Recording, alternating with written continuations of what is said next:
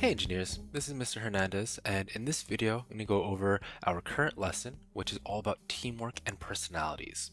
Now, this is going to be a step back from Tinkercad and those types of 3D modeling assignments, because we've been doing that for a long time, and I want to take a look at a different but equally important part of being an engineer. There's this myth in pop culture about, Tony Stark being just this genius inventor who builds Iron Man by himself in a cave with a box of scraps.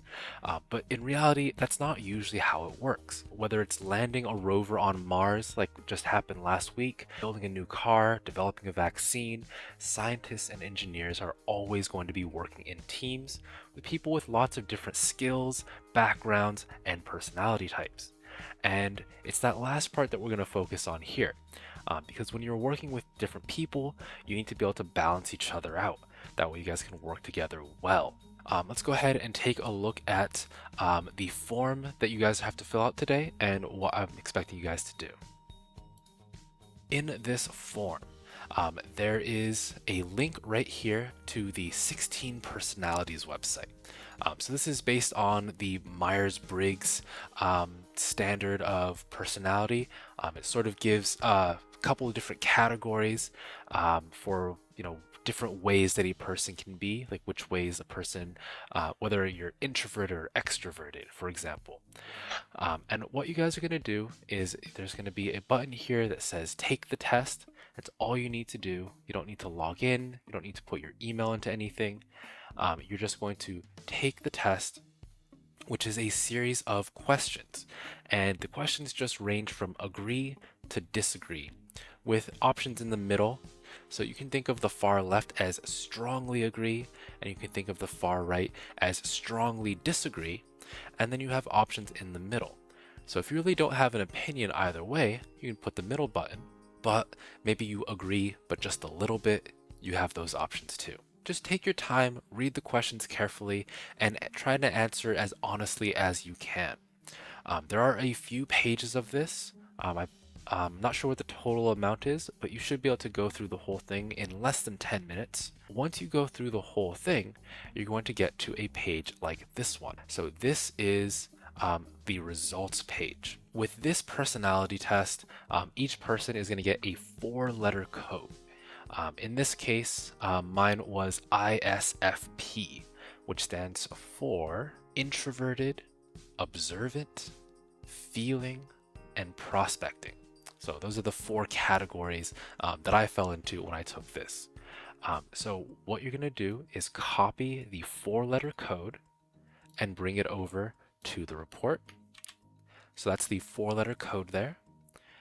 And then you're going to look at the big title at the top. And this is what is called the role in this test. So those are the 2 major parts. And I'd invite you to read through this first section here, these paragraphs that describe sort of, what goes along with this particular personality type. And then you can come back here to the report and rate how closely you feel that actually represents you. It could be that, for whatever reason, it doesn't really fit with you. Maybe it fits you really well, but you can just answer this one based on how much you think it fits you. And now we come to the more interesting part of the assignment. Based on this personality test, I want you guys to go to the strengths and weaknesses section. So you can go through these strengths, and I want you to pick 3 of them. So you can pick whatever 3 you think actually fit you. Now, if you don't think that the whole personality or the whole result fits you super well, just pick the 3 that fit you the closest. So here my options would be charming, sensitive to others, imaginative, and so on right here. That's the first part. We're going to list 3 of your strengths, and then think about how you can help your team using your strengths. So you can answer this in a complete sentence. Think about, how can you use those strengths to either work better with other people, motivate other people, communicate, and so on. It's been a long year of not having group projects, but I'm sure you guys can remember back in 5th grade, anytime you have a group project, people tend to split up into different roles. So where do you fit into that? After you fill out the strengths section, you're gonna come down and fill in and do the exact same thing for the weaknesses. One small difference for the weaknesses, we're just gonna pick one. So we're not going to go through all of them. You're just going to pick one of them. And for the weaknesses, what you need to answer is how your team can help you out with your weaknesses. So just for an example here, based on this result, one of the weaknesses is fiercely independent. Now you can imagine fiercely independent in a group setting can be kind of bad because that means that that's probably one person who wants to go off and do things on their own. Well, your team could help you out with that weakness by reminding you that you should collaborate with the rest of the group, or reminding you that maybe you should vote on the next decision instead of just doing whatever you want to. So you can see how your strengths can help the rest of your group and how the rest of your group might be able to help you out with your own personal weaknesses. Now, as you guys are doing this, I want to emphasize, try not to take any of this too seriously. If it lines up with how you see yourself, if this all makes sense to you, it's a good jumping off point.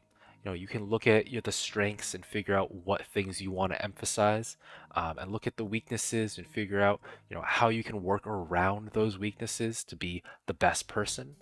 Um, but also, no personality quiz, no online test is ever going to be able to fully describe you. So remember, there is a lot more to you than just whatever this reports. This is just a jumping off point, and of course, there's a reason why I have this question in here. Um, Chances are some things will line up, some things will be close, but it's probably not going to be exactly describing you. And that's okay. It's just a tool to get you started thinking about these things. Last note, the way that this is graded is basically participation. If you complete it, then you will get full credit for it. I'm grading it based on these short answer questions here. So as always, you won't get points until I go in after the fact and actually check that you finished your work. So if you turn it in and Google Classroom says you got a 0, don't worry about it. Just be patient. I'll get to it as soon as I can. All right, engineers, so that's this assignment. I hope you guys enjoy the sort of different take on an engineering assignment. And I'm looking forward to seeing what you guys think of this test and seeing the results as well. Good luck. I'll see you guys soon.